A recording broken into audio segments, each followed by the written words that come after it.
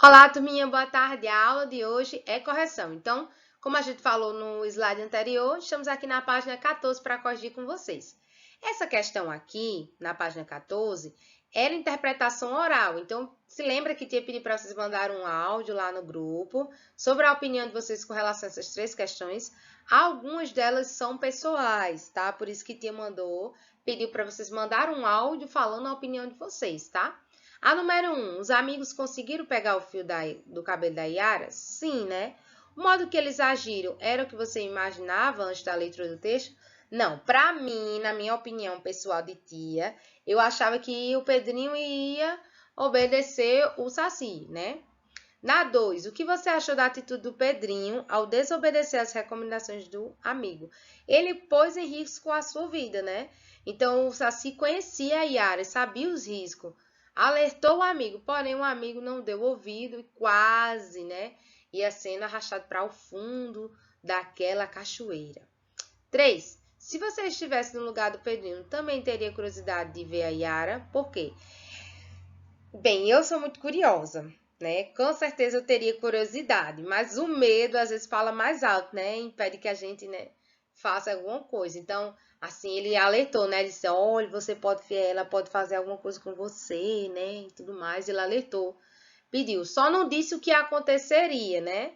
Detalhadamente. Então, assim, às vezes o medo vai impedir que você. Então, eu com medo da Yara, eu possivelmente, além da curiosidade, né? O medo ia ser maior do que ver realmente ela, tá? Mas muitas vezes não é assim, né? A curiosidade matou o gato, não é isso? Então tem que ter cuidado com essa questão da curiosidade. Vamos para a próxima página? Olha, estamos aqui na página 14 ainda do livro de vocês, do módulo 3 de português. E aqui, responda as questões de acordo com as primeiras falas do Saci. A. Onde a Yara vive enquanto ela costuma aparecer? Ela vive em uma cachoeira e costuma aparecer sobre as pedras em noites de lua, certo? B. Porque a Yara é perigosa? Porque a beleza dela cega os homens e os atrai para o fundo das águas, certo? Lembrando, começo de frase, letra maiúscula e ponto final, tá? No finalzinho da frase. C. A beleza da Yara é comparada à beleza de qual dos seres abaixo? Pinte a imagem correta. Essa aqui, ó, a sereia, né? Chama ela até de sereia, ninfa, né? Então, assim, a beleza dela é comparada à das sereias. Então, você pinta essa daqui, ok?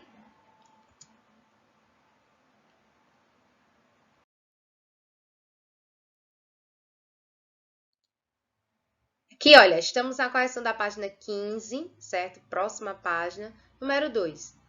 Que outros nomes a Yara recebeu no texto? Você se lembra? Rainha das águas, ninfa de deslumbrante beleza e mãe d'água. Então, esses três nomes apareceram lá, né? Que ele fala no texto, o autor. 3. O que aconteceria de menos grave se o Pedrinho não obedecesse as recomendações do Saci? Ele poderia ficar cego, exatamente. Se não fosse para o fundo do mar, mas ele poderia ficar cego, né? Sem poder ver para o resto da vida. Em sua opinião, o que poderia acontecer de mais grave com ele, né? E aí ele poderia até morrer, né? Morrer, desaparecer, deixar de ver a família, né? Então, assim, além de cego, eu acredito que ele poderia desaparecer e nunca mais ver os familiares. Seria triste, né?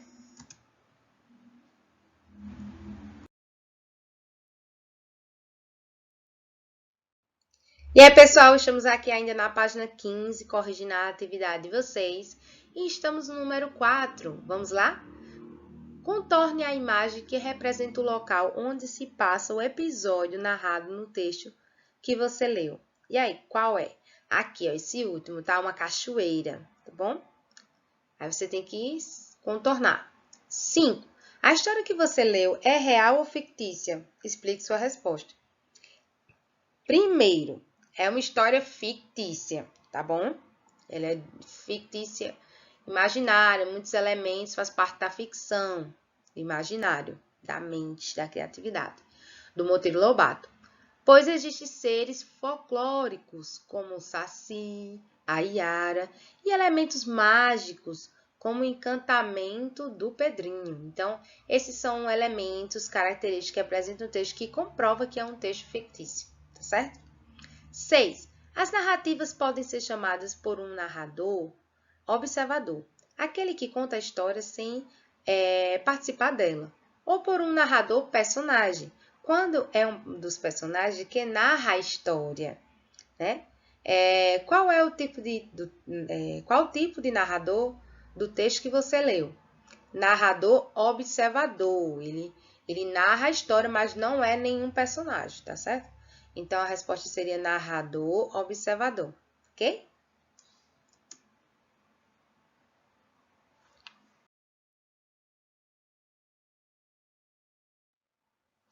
E aí, pessoal, estamos aqui na página 16 do livro de vocês, tá? Aqui, ó, o número 7. Vamos lá? Um texto narrativo apresenta situação inicial, conflito, momento de tensão, clímax, momento de maior tensão e desfecho final. Associe cada uma dessas partes aos acontecimentos do texto, de acordo com as cores indicadas a seguir. Azul, situação inicial, vermelho, conflito, amarelo, clímax e verde, desfecho, né? Então, Pedrinho fica encantado pela Iara e Saci tenta roubar o fio de cabelo dela. É o amarelo, o clímax, o momento mais forte, né? Mais tenso da história. Azul é Pedrinho e Saci vão para a floresta com uma missão. Então, essa aqui é azul, é situação inicial, tá começando a história. Saci consegue roubar o fio de cabelo da Iara e quebra o encanto de Pedrinho. Verde, esse aqui é o desfecho final. Pedrinho e Saci se aproximam da Iara. Esse é o momento vermelho, é o momento de conflito, né? De que a coisa vai acontecer, né?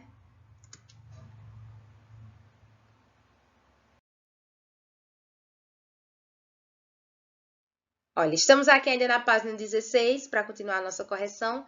Número 8. Releia este trecho do texto, perdão. Andaram, andaram, andaram.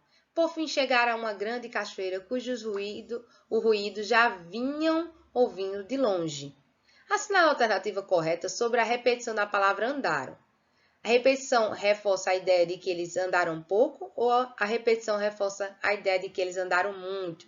E que eles andaram muito, né, gente? Por favor, olha, andaram, andaram, andaram. Então, se cansaram de andar, mas chegaram ao seu objetivo final, tá? Então, é isso que te explicou na aula passada, tá certo? Para vocês na nossa videoaula. E aí, eu expliquei direitinho com relação à ideia do romance, né?